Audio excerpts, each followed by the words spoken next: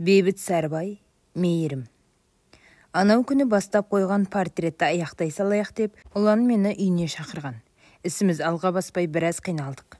Кей тұстардағы көркемдік шешімдерге келгенде таласып қалып та жаттық.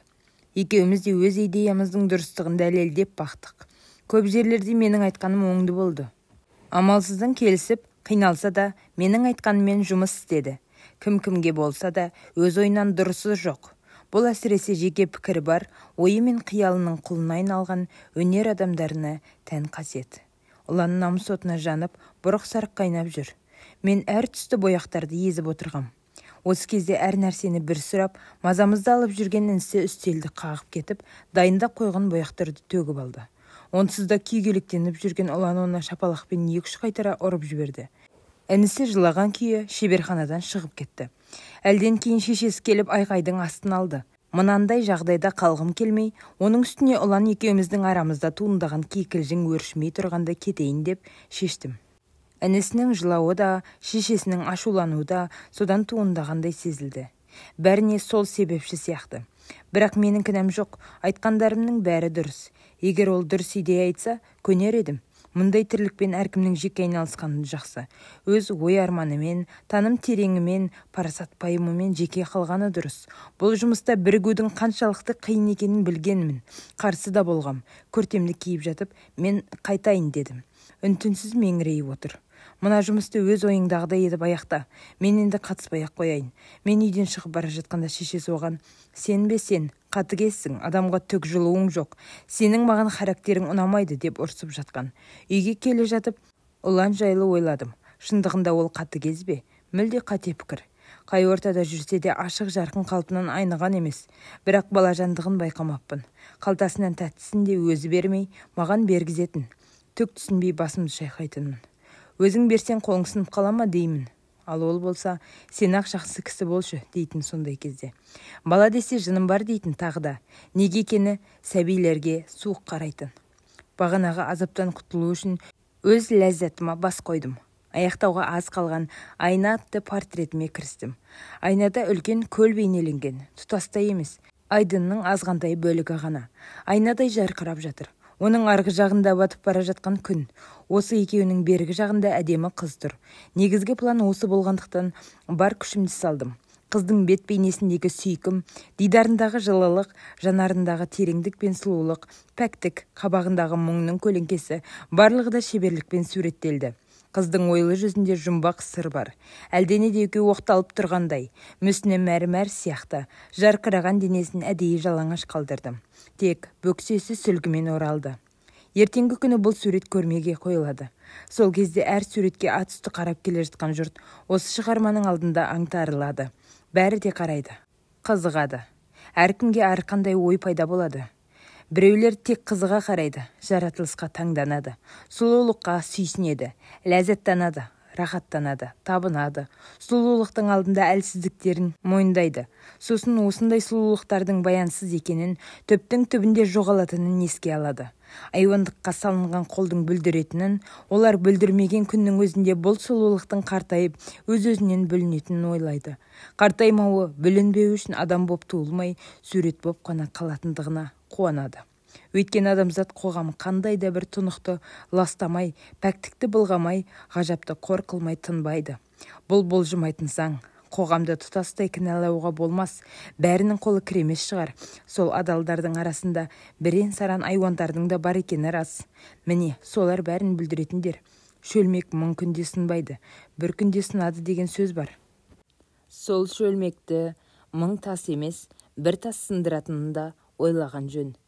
Сондықтан қанша ақылды десең де адамзат қоғамына сенбеу керек. Осы суретке қараған екінші бір топтың өкілдері оны әлдекімнен қызғанады. Белгісіз бір зобыр күштен қорғағысы келеді. Аяушылықпен қарайды. Киіндіргісі келеді. Ал топастарды шіркін-ай, мына сұлуды бір құшса ғой, фигурасына деген сасық арман ғана мазалайды. Осы сияқты әркім әртүрлі ойда қалады. Сондықтан бұл шығарманың атын айна деп қойдым. Өз ойы арқылы әркім өзін көруіне, тануына болады. Менің ойымды үздіксіз шырылдаған қоңырау үні бұзды. Телефон тұтқасын көтердім. Ұлан екен. Кездесейік дейді. Амалсыздан келістім. Шаршаса керек, екеуміз бильярдқа бардық. Ол қайта-қайта жеңіле берді. Байқамаған екем, демалыс іздеп келген досымды ашуландырып алыппын. Келесі ойында әдейі жеңілдім. Ол менің мұнымды жақтырмады. Қорлама деді. Екеуміз ойынды доғарып, үстелге келіп отырдық. Торғын сыраны сыздықтаты сіміріп отырмыз. Шағын алаңқайда 2-3 жұп вальс билеп жүр. Анау бұрышта темекісін түтін будақтатып бір қыз маған ойсыз жанарын қадап отыр. Мен оған назар аудармауға тырыстым. Үнсіздікті ұлан бұзды. Шаршадым. Кім жетісіп жүр екен? Бағанағы сөзді естідің ғой. Мен шынымен мейірімсізбін бе? Шешем мені ұнатпай жүр. Аш адамның ашуланшақ келетінін түсінбейді. Бұндай жағдайда жайдары болу үшін санасыздық керек. 4 дүнием түгел болса, мен де жүрер едім ғой жақсы адам болып. Өзіме өзімнің көңілім толмайды. Жақын адамдарыңнан пендешілігі ашуландырмай қоймайды. Оларды басқалай көргім келеді. Солай көре алмаған соң ашуланамын да. Оларды керемет адамдар деп ұғамын. Бірақ олай еместігін көргенде қиналып қаламын. Тағы бір айтарым, екеуміз де таланттымыз. Мақтанғаным емес, жақсы суретшіміз.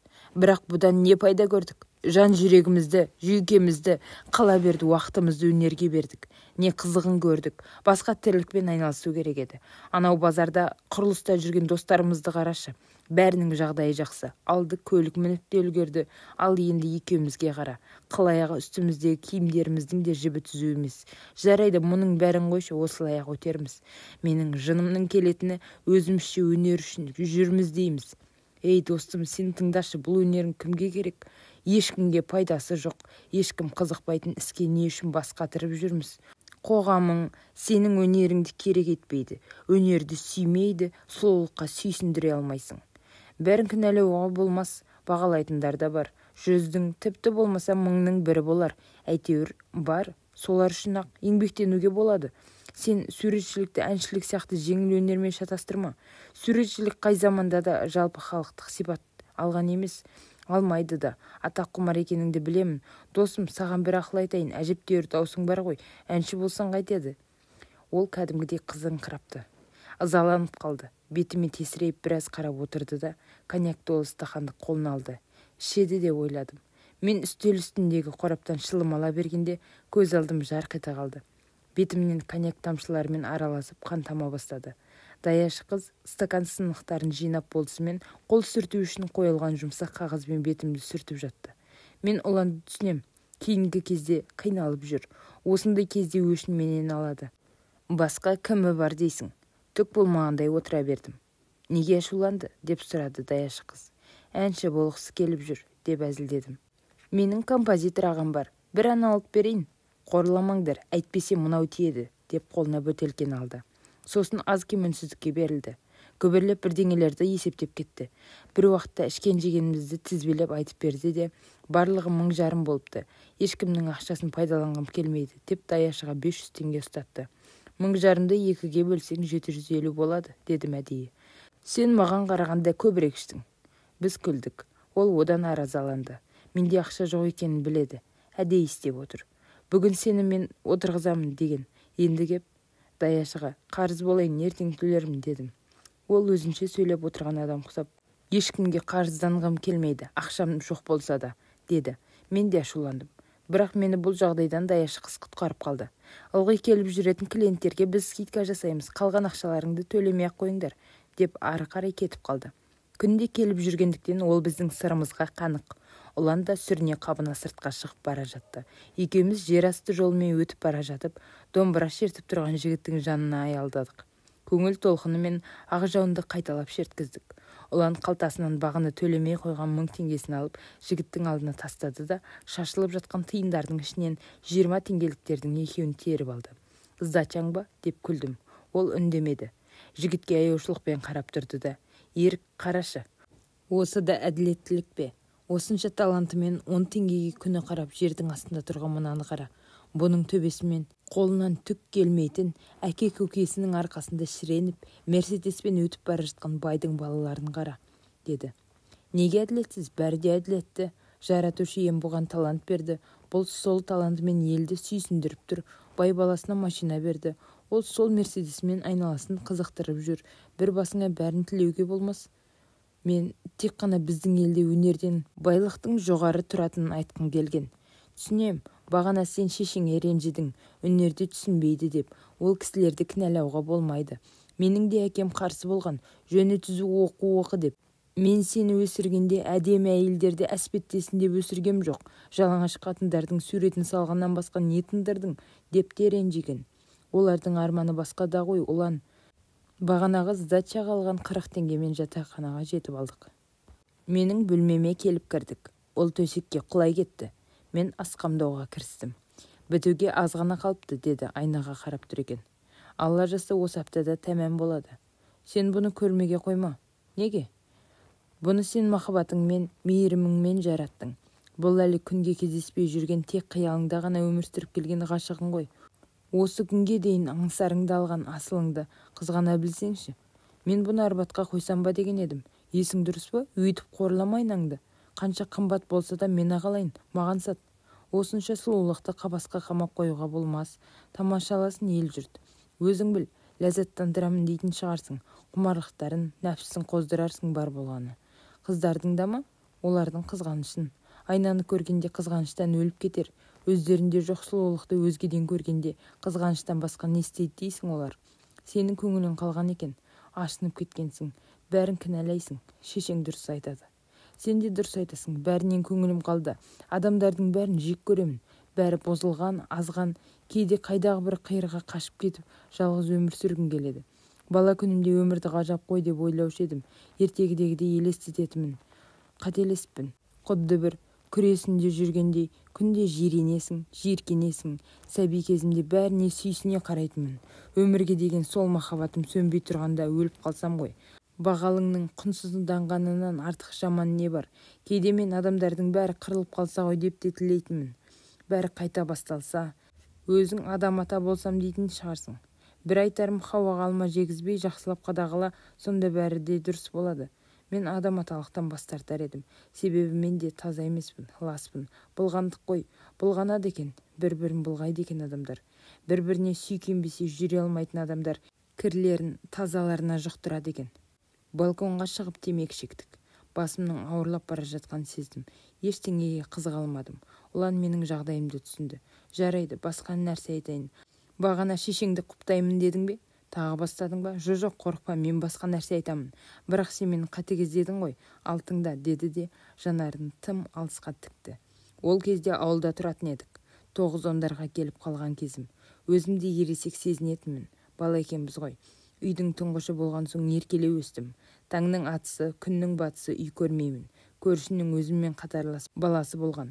Сол екеуміз елдің есегін ұрлап мініп, алақандай ауылдың шаңын аспанға көтеруші едік. Ол екеуміз жасамаған бұзықтық қалды ма? Күніге неше соғысып, неше татуласатынбыз. Күнде таңертеңгісін ояна салып, жуынбастан көшеге шығатынбыз. Осы сенің не қызметің бар? Көзіңді тырнап ашып көшеге тұра жүгіресің. Сабақ болса қалай тұрмас едің? Деп таңқалатын шешем. Басқадан құр қалсақ та, осы бір таңғы қызықты жіберіп алмауға тырысушы едік. Өйткені мұнда біздің балаң арманымыз бен аппақ аңсарымыз жатыр.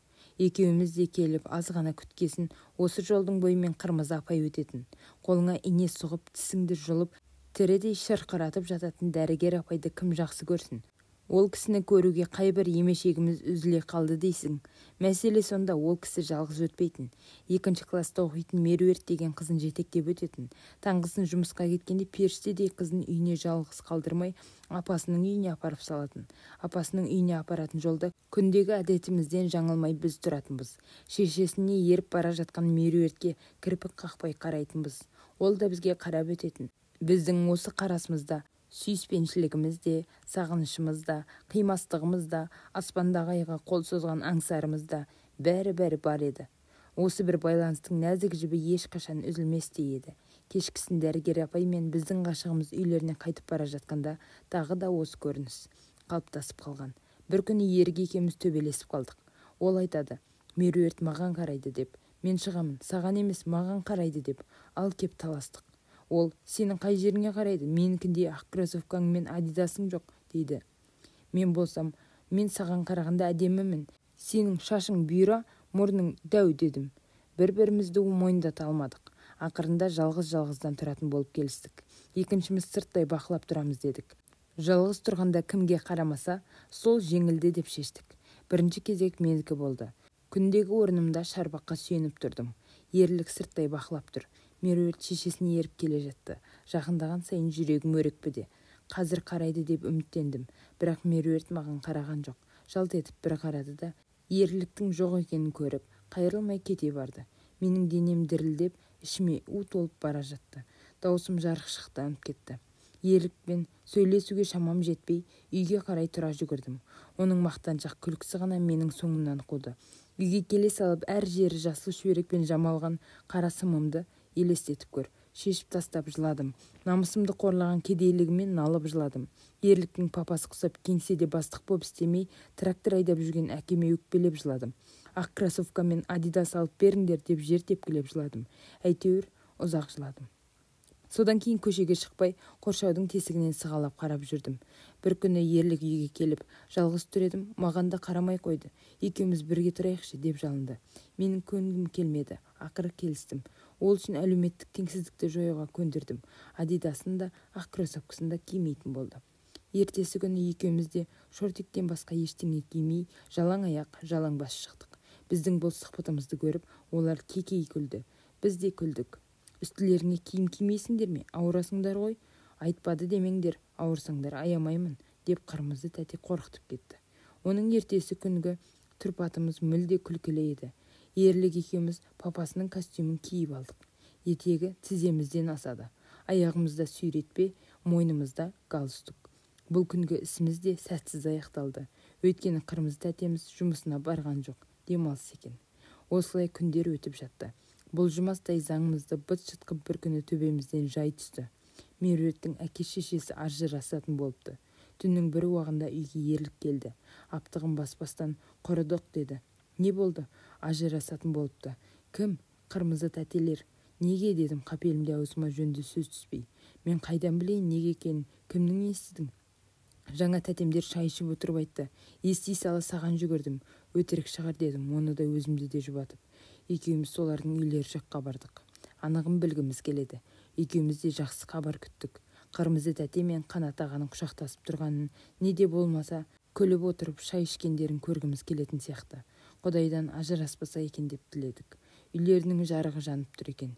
Есіктерінің алдында ешкім жоқ. Қорықсақ та терезелерінің алдына барып тыңдадық. Бойымыздың қысқалығынан түк те көре алған жоқпыз. Бізді иттері байқап қойып шабалана жөнелді. Байлаулы екенін көріп қорықпай тұра бердік. Иттің үргенінен сезіктенді ме, Қанат аға далаға шығып, "Кім-ей бұл?" деді. Біз қоршаудан секіріп түсіп қашып едік, ол бізді тұра қуды. Жүрегіміз атша тулап жүгіріп келеміз. Бірімізден біріміз озып кетпес үшін қол ұстасып алғанбыз. Біз қашқан күйі қораға келіп тығылдық. Қорыққанымыз сонша, қазір кіріп келсе екеуміздің де жүрегіміз жарылып кетердей. Бірақ бізді іздеп таба алмады. Есесіне Ерліктің шешесіне ертең балаңызды ертіп мектепке келіңіз деп кетті. Ол кісі мектептің директоры еді. Өлер жеріміз осы екен дедік. Кетіп қалғанын білсек те, сыртқа шығуға жүрегіміз дауаламай үнсіз отыра бердік. Қасымызда байлаулы тұрған Есек бір-екі рет ақырып қойды. Сол кезде Ерлік, Есекке рахат я деді. Мен не үшін рахат екенін білгім келіп, неге деп сұрадым. Ертең мектепке бармайды деді. Ол әлі соны ойлап отыр екен. Мен бізді тәртіпке шақырғанша неге Қырмызы тәтемен татуласып алмайды деп ойладым. Өмірдегі мың сан кереғарлық дегеннің бірі осау. Ерліктің шешесі бізге көп ұрысты. Біз мән бермей құлықсыз отыра бердік. Әлден кейін ғана Ерлік, егер Қырмызы тәтелер ажырасса, Меруерт папасымен бірге қала ма, мамасымен бірге кете ме деп сұрады. Қырмызы оны өлсе де қалдырмас. Біздің не үшін қаңғып жүргенімізді түсінді-ау деймін. Мен алам деп таласып жүруші едіңдер, енді екеуіңе де жоқ деді. Таңғысын көшеге ерте шықтық. Түнде ұйықтап қалмайық деп келіскенбіз. Біз келіп тұрғаннан соң сүт пісірім уақыты өтер-өтпестен олар біздің көшемен кетіп бара жатты. Бірақ Меруерт бізге қараған жоқ. Ұялған шығар. Автобус аялдамасына барды. Біз де арттарынан еріп бардық. Аз кем аялдағасын автобусқа отырды да кетіп қалды. Біздің бар қызығымыз, қуанышымыз бәрі сол автобуспен бірге кетті. Кеудеміз де ауылымызда босап қаңырап қалғандай. Сұлу ауылымыз демнің арасында жұтап қалды. Автобусты қимай ұзатып салған көзіміздегі жасты бір-бірімізге көрсетуден ұялып теріс бұрылып кеттік. Кейін үлкен аға боп үйленгенде әйеліммен ажыраспаймын деп ойладым. Меруерт те жылап бара жатқан шығар, шешесі де. Мен оларды аяп кеттім. Мен сол сәтте тұңғыш рет бір адамды қатты жек көрдім. Меруерттің папасының түрі жаман боп елестеді. Одан гөрі мас болып алып қуалайтын Бақытқали аға жақсырақ сияқтанды. Әншейінде таласып жүретін ерлік маған жан ашып, ұлан жыламашы, кейін мен бастық болғанда сен менің шопырым боласың ғой. Біз ылғи осылай армандап, осылай ойнайтынбыз. Сол кезде машинамен іздеп жүріп тауып аламыз деді. Біз сол арманға сендік. Бірақ қайсымыздың алатынымызды шешкен жоқпыз. Тауып алсақ қалғанын көре жатармыз. Сол күні екеуміздің де ойнағымыз келген жоқ. Мен үйге келіп шешеме, маған енді Адидаста ақ кроссовкады сатып алмай-ақ қойыңдар дедім. Соған бола қара сиырды сатқымыз келген жоқ. Ақыры енді ауылда Меруерт жоқ қой. Көңілім құлазып, жаным жабығып жүрген сол күндерде шешем босанып, тұңғыш қарындасым дүниеге келді. Әкеме атыммен қойайыншы дедім. Басқалары аз болып, енді сен қалып едің, деді туысқан апайым таласып. Бірақ әкем, осының бір тілегін орындайықшы, қарындасы осынікі ғой. Қойса қойсын деді. Не деп қоясың? Меруерт деп қоям. Неге? Білмеймін. Осы ат ұнайды өзіме, деп алдадым. Менің бар ермегім сол болды. Қасынан бір елі алыстамайтынмын. Ұйықтап жатса да бесігінің жанына төсек салып құшақтап жататынмын. Мен тым-тым балажан едім. Оған деген мейірімім шексіздің. Бір Меруерттен айырылғандағы жұбанышым болған Меруертім еді ғой. Еді ғой дегеніме таңданып отырсың ба? Ол да менің тар маңдайыма сыймады. 6 айлығында қатты ауырып шетінеп кетті. Содан кейін сәбилерді жақсы көрген емеспін. Салқын қарауға, жек көруге тырсам. Жақсы көрсем өліп қалатын сияқты болады да тұрады. Сол кішкентай Меруертімді мейіріммен өлтіріп алған сияқтымын. Олар кішкентай ғой, көтере алмайды ондайды. Сен де сүйт, сәбилерді шектенсіз жақсы көрме. Енді түсінген шығарсың менің неге балажан емес екенімді. Бала десе жыным бар дегеніме де сеніп жүрсің ғой сен. Ал адамдарға деген жек көрушілігім Қанат ағаны жек көруден басталды. Өстіп бұзылды ғой біздің характер, деп Ұлан әңгімесін аяқтады. Бұрыннан бері неге айтпай жүргенсің? Әркімге түсінікті болғың келмейді. Ұлан шынында жұмбақ адам. Бүгінде ашылып әңгімелеспес едік, мастықпен айтып қойды. Маған ешкімге айтпа деп ескертті. Содан кейін Меруертті көрдің бе деп сұрадым. Көрдік қой, деді де қойды. Екеуміз төсек салып ұйқыға жатқанда телефоным шырылдап қоя берді. Ауылдан шешем хабарласып тұр. Дәрі-дәрмек алып тез жет деді. Інім ауырып жүреді, сол төсек тартып жатып қалыпты. Менде ақша жоқ болатын. Ұлан бәрін де түсінді. Екеуміз такси ұстап, соның үйіне бардық. Ол үйінен қомақты қаржы алып шығып қолыма ұстатты. Мынау көп қой, маған жартысы да жетер. Алсаңшы. Операция жасау керек болып қалар. Шешеңне алдың ба? Жоқ. Сол кісінің туған күнінде бір қуантайыншы деп жасырын жинап жүргем. Өзіңе де керек екен ғой. Ол кісінің қуанышы ініңнің жанынан артық емес шығар. Аман болсақ әлі талай қуантармыз. Қазірше жаман баласы болып жүре тұрамын. Шешеңе менен алдым деме, қуанып қалсын. Өз ақшам де, қарыз емес деді. Мен рахмет айтып машинаға отырып жүріп кеттім. Ол бізді ұзатып сап қарап тұр. Соң